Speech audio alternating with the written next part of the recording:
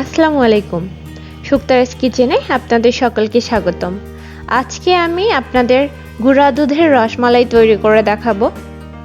আজকে আমি রেসিপির সাথে সাথে আপনাদের কিছু টিপস শেয়ার করব, যার ফলে আপনাদের রসমালাই অনেক সফট হবে, দুধে দেওয়ার পর ভেঙে যাবে না এবং ঠান্ডা হয়ে যাওয়ার পর এটা শক্ত হয়ে যাবে না এবং ভিতরের অংশও শক্ত হবে না। তাহলে চলুন আমরা শুরু করি। এখানে আমি full cream half cup milk powder নিয়েছি, আর এখানে দিয়ে দিচ্ছি 1/4 চামচ বেকিং পাউডার, আর দিয়ে দিচ্ছি মেল্ট করা ঘি। আর এখানে অবশ্যই ঘিটা প্রথমে মেল্ট করে নিতে হবে, নয়তো আপনাদের মিষ্টির যে ভিতরের অংশটা সেটা শক্ত থেকে যাবে। এখন আমি হাত দিয়ে ঘষে ঘষে খুব ভালোভাবে সব কিছু মিশিয়ে নিব। আপনারা হয়তো একটু দেখলেই বুঝতে পারবেন যে আমি এটা কত ভালোভাবে মিশিয়ে নিচ্ছি। এখানে আপনাদের একটু সময় নিয়ে এই মিল্ক পাউডারটা খুব ভালোভাবে মিক্সড করে নিতে হবে। তারপর একটি বাটিতে আমি একটি ডিম নিয়েছি, আর ডিমটা অবশ্যই নর্মাল টেম্পারেচার থাকতে হবে। আমি এটা ফ্রিজ থেকে 1 ঘন্টা আগেই বের করে রেখেছিলাম। এখন একটি কাঁটা চামচের সাহায্যে খুব ভালোভাবে ফেটিয়ে নিচ্ছি। ফেটানো হয়ে গেলে আমি অল্প অল্প করে মিল্ক পাউডারের মধ্যে দিয়ে এটা মিক্সড করে নিব। ডিমটা একবারে দিতে যাবেন না, নয়তো খুব বেশি নরম হয়ে যাবে। আর নরম হয়ে গেলে আপনারা এটা 10-15 মিনিট ফ্যানের বাতাসে রেখে দিলে দেখবেন যে শক্ত হয়ে আসছে।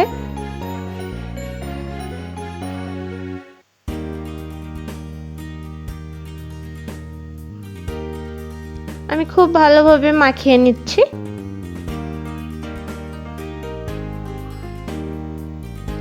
এই ডোটা একটু আঠালোই হয়ে থাকে, আপনি দেখেই বুঝতে পারছেন যে এটা কেমন হয়েছে।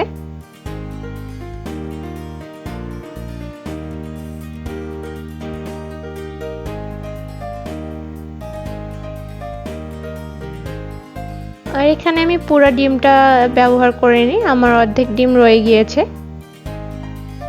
আপনারা 1 কাপ দুধ নিলে একটা ডিম পুরোটাই আপনাদের লাগবে।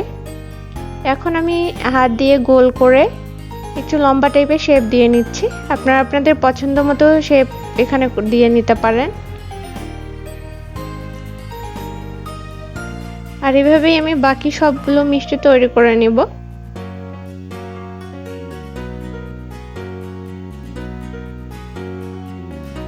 আমি একটা পাতিলের মধ্যে এখানে 1/2 লিটার লিকুইড দুধ নিয়েছি। দুধগুলো একটু গরম হয়ে গেলে এখানে আমি 3টা এলাচ দিয়ে দিব।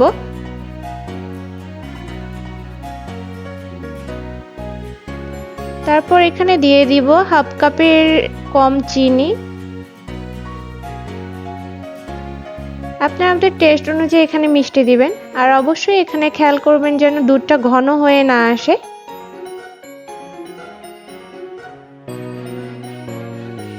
দুধটা এখানে কিছুটা ঘন, তাই আমি এখানে 1/2 কাপের মতো পানি অ্যাড করব।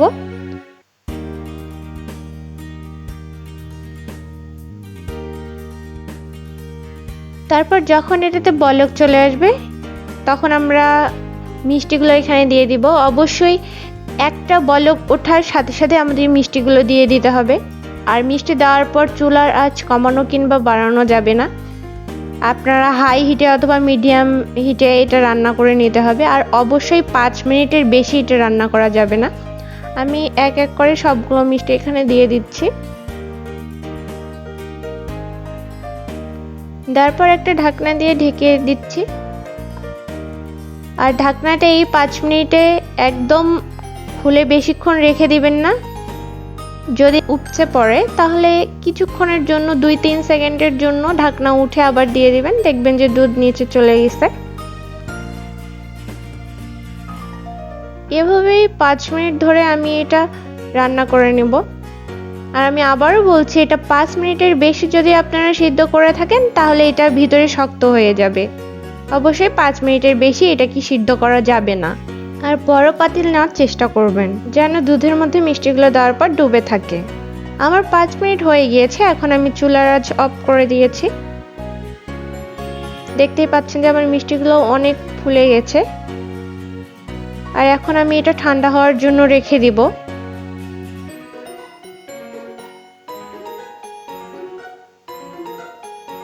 আমি 1 ঘন্টা পর আপনাদের দেখাচ্ছি। 1 ঘন্টা পর দেখতেই পাচ্ছেন যে আমার মিষ্টিগুলো কিন্তু চুপসে যায়নি আর এটার উপরে একটু সর পড়েছে।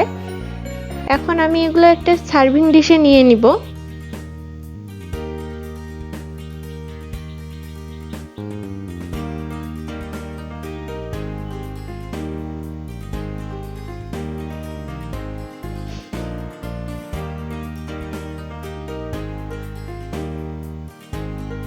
আমি এখানে সবটুকু দুধ দিয়ে দিব না, কিছু দুধ রেখে দেব মালাই তৈরি করার জন্য।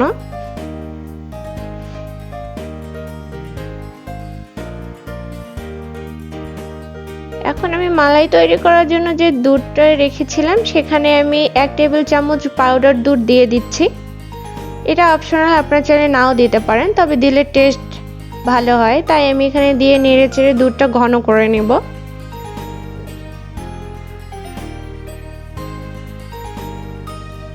আমার মালাই তৈরি হয়ে গিয়েছে, এখন এটা আমি ঠান্ডা করার জন্য রেখে দিব। মালাই ঠান্ডা হতে হতে আমি আপনাদের একটি মিষ্টি কেটে দেখিয়ে দিচ্ছি যে এটা কতটা সফট হয়েছে।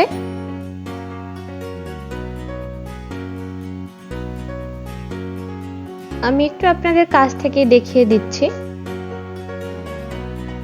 আপনারা হয়তো দেখেই বুঝতে পারছেন যে এটা কতটা ফ্লপি হয়েছে এবং ভিতরে কোনো শক্ত অংশ নেই। এখন আমি যে মালাইগুলো রেখেছিলাম সেগুলো ঠান্ডা করে এটার উপরে দিয়ে দিচ্ছি। রসমালাই আপনার নর্মাল ফ্রিজে 3 দিন পর্যন্ত সংরক্ষণ করতে পারবেন, আর ফ্রিজে রাখার পর এটা আরও অনেক বেশি মজা হয়ে থাকে। আমার ভিডিওটি আপনার ভালো লেগে থাকলে ভিডিওটি লাইক করবেন, আমার চ্যানেলটি সাবস্ক্রাইব করবেন এবং পরবর্তী ভিডিও পেতে বেল আইকনে ক্লিক করবেন। আল্লাহ হাফেজ।